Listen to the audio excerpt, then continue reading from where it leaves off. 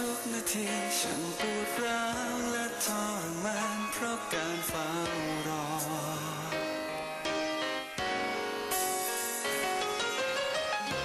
สิ่งดีๆผ่านไปไม่มองเห็น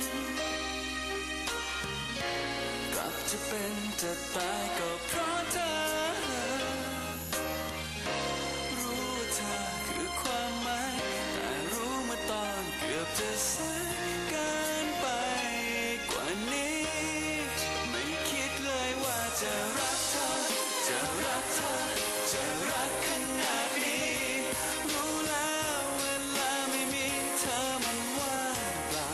ไม่เหลือหัวใจอีกแล้วเธออย่าทิ้งไปขาดเธอไปวันนี้คงขาดใจอยากจะขอเธออภัยให้สักครั้ง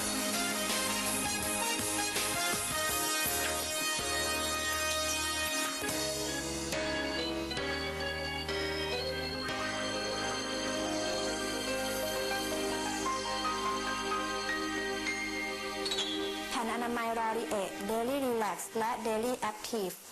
ภัตตาคารอาหารญี่ปุ่นฟูจิ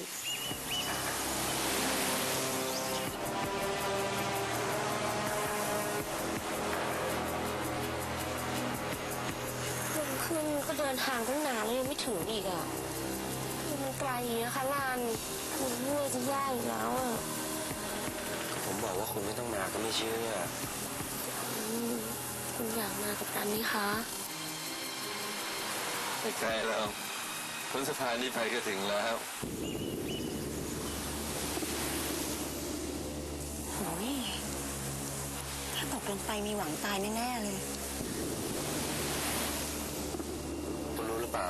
เมื่อตอนสร้างสะพานเนี้ยมีคนตกไปตายเต็มเลยนะ น่ากลัวจังเลยอะค่ะ ไกลก็ไกลอันตรายก็อันตรายทำไมมาสร้างรีสอร์ทที่นี่ล่ะคะ คุณลุงกับคุณพ่อสิประทับใจที่นี่ตั้งแต่สมัยยังหนุ่มๆก็คงไอ้เรื่องตำนานเลยอะมั้ง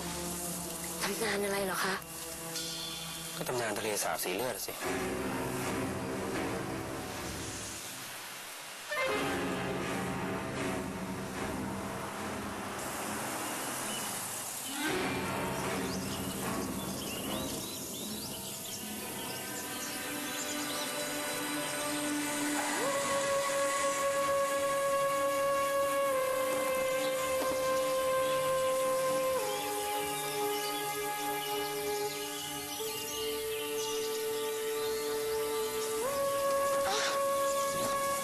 นี่จอดรถกันทำไมคะลันทะเลสาบสีเลือดนี่ ไม่เห็นจะเป็นสีเลือดเลย ทะเลสาบจะเปลี่ยนเป็นสีแดงไม่จะเกิดเหตุการณ์ร้ายเท่านั้น ตำนานหลอกเด็ก เจ้ารันเนี่ยเป็นคนไม่ยอมเชื่ออะไรง่ายๆครับ สวยจังเลยนะคะ นัดเคยได้ยินตำนานเกี่ยวกับทะเลสาบแห่งเนี้ยโรแมนติกมากเลยค่ะ โรแมนติกแหละ ตำนานของทะเลสาบสีทับทิมเล่าว่ามีชายหนุ่มจากต่างเมืองมาหลงรักกับหญิงสาวในหมู่บ้าน แต่ด้วยธรรมเนียมที่ไม่ต้อนรับคนต่างถิ่น ทั้งสองเลยถูกห้ามไม่ให้พบกัน ในคืนเดือนมืดเขาตัดสินใจพาเธอหนีไปด้วยกัน แต่พอคนในหมู่บ้านรู้จึงรีบนำกำลังออกไปตามล่าในที่สุดทั้งสองก็ไปจนมุมที่ทะเลสาบคนทั้งคู่พยายามใช้ขอนไม้เกาะข้ามไปยังอีกฝั่งของทะเลสาบแต่พอไปถึงที่ตรงกลางขอนไม้มันกลับรับน้ำหนักไม่ไหวทั้งสองค่อยๆหมดสิ้นเรี่ยวแรงค่อยๆจมลงไปทันใดนั้นเองชาวบ้านก็ต้องตกตะลึงเพราะว่าน้ำในทะเลสาบที่เคยเป็นสีเขียวมรกตกลับกลายเปลี่ยนสีเป็นสีแดงฉานราวกับจะโศกเศร้าไปกับความรักของเขาแล้วเถอะ เธอรู้ตำนานดีเนี่ย นัดไปหามาจากอินเทอร์เน็ตนะคะนัดว่ามันเหมือนโรมิโอจูเลียตของเมืองไทยเลยนะคะ เพ้อเจ้อ คุณว่าใคร ก็ว่าคนเพ้อเจ้ออย่างคุณนั่นแหละตำนานพวกนี้เขาสร้างขึ้นมาเพื่อให้สถานที่ขลังเท่านั้นเอง ไม่ได้มีจริงหรอก คุณมันพวกคนไม่มีจินตนาการ ก็ถึงไม่ได้เพ้อเจ้ออย่างคุณไงหัดอยู่ในโลกความจริงซะบ้างสิ โรมิโอกับจูเลียตคิดได้ไงอ่ะ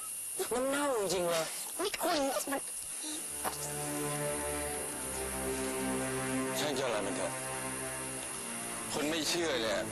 จะไปบังคับให้เชื่อเนี่ยมันคงจะยาก อยู่ๆไปก็จะรู้เองฮะว่าตำนานจริงหรือไม่จริง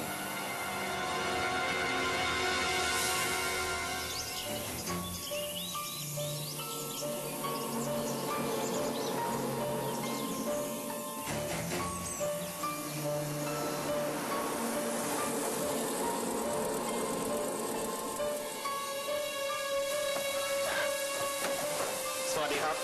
สวัสดีเซกอนเรียบร้อยดีนะเรียบร้อยครับสวัสดีจ้า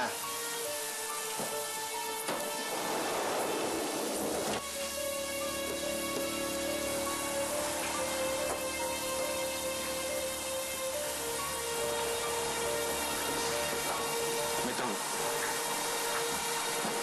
ขอดูนะคนเดียวก็พอละ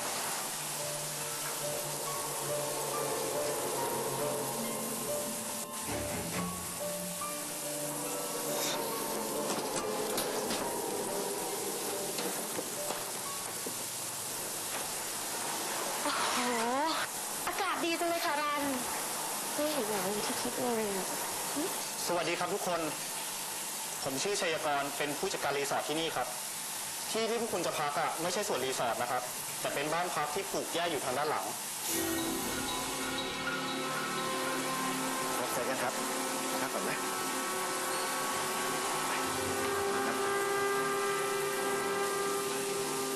นี่เราเคยเรียนด้วยกันที่อเมริกาหรือเปล่า ใช่ครับ ผมดีใจนะครับที่คุณดารันจำผมได้ จำได้สิ ใครจะลืมเพื่อนร่วมห้องที่ทั้งเก่งและนิสัยดีอย่างนายไม่ได้ล่ะ ขอบคุณครับที่จำผมได้ รันค่ะรันจะคุยอีกนานไหมคะคุณเหนื่อยแล้วนะไปค่ะ มาคุยกันวันหลังนะ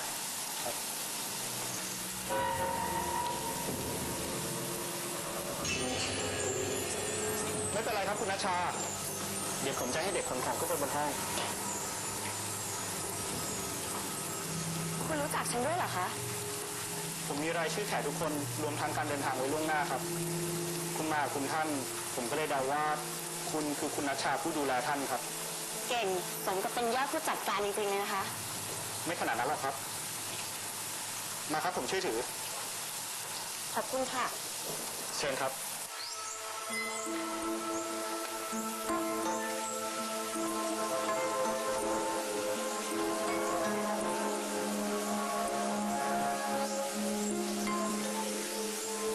เชิญทุกคนพักผ่อนที่ห้องได้เลยนะครับ แม่บ้านจัดการทุกอย่างไว้เรียบร้อยแล้ว เดี๋ยวกระเป๋าจะตามขึ้นไปบนห้องครับ นี่ป้าทาเป็นแม่บ้านของครูดาราครับ แล้วที่ภายในกับทศพลล่ะ เดี๋ยวจะตามมาถึงพรุ่งนี้เช้าครับ คุณท่าน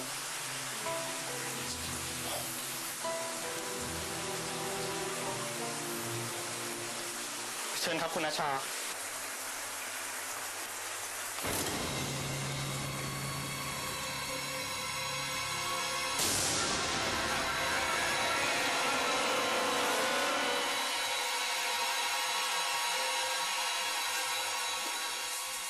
น่าพึ่งจังเลยรันยิ้มหน่อยสิคะยิ้มหน่อยนะคะ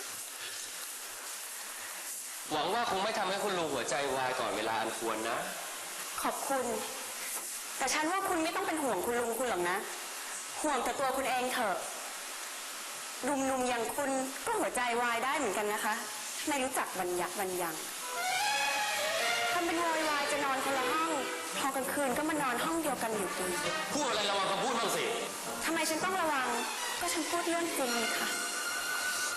ถ้าคุณรู้อะไรจริงอะคุณคงไม่พูดและคิดอะไรอย่างนั้นออกมาหรอก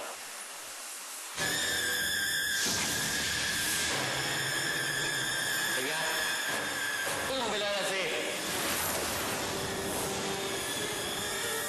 อะไรนะคะ นี่เป็นหาที่จะสนใจมันเลยนะคะ มันก็เรียกร้องความสนใจแหละค่ะ คุณว่ารันรีบไปพักผ่อนอาบน้ำดีกว่านะคะ เพราะว่าเย็นนี้เนี่ยรันจะต้องพาคุณไปเที่ยวรีสอร์ทนะคะไปเถอะค่ะ เรียกร้องความสนใจคุณลุงอีกละสิ บ้า วันๆคิดได้แต่เรื่องต่ำๆแล้วไง ไปเถอะค่ะผ่อนกันดีกว่านะคะ แล้วนั่นคุณจะไปไหนอ่ะ อ้าวก็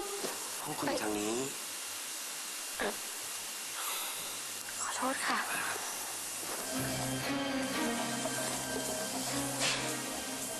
นี่คุณนอนคนละห้องเพราะฉันรวบหัวรวบหางไม่ได้เลยเหรอ